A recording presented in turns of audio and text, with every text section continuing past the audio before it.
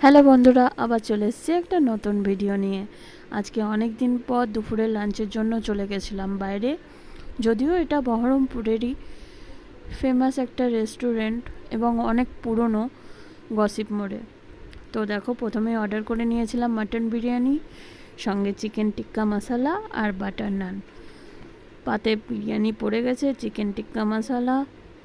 যদিও আমি মাটনটা খাই না, ওই কারণে আরেকজন ট্রাই করেছিল, আমি শুধু বিরিয়ানি আর আলুটাই খেয়েছিলাম।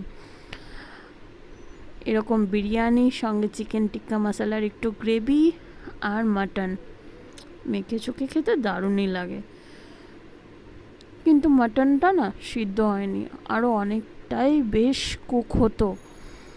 তবুও ঠিক আছে, আজকে অনেক দিন পর গেলাম তো বাইরের খাবার খেতে, বেশ ভালোই লাগলো।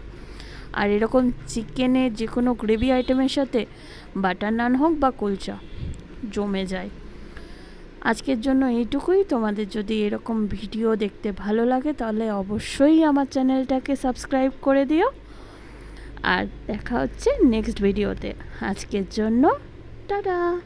আর কমেন্ট করতে ভুলো না যেন।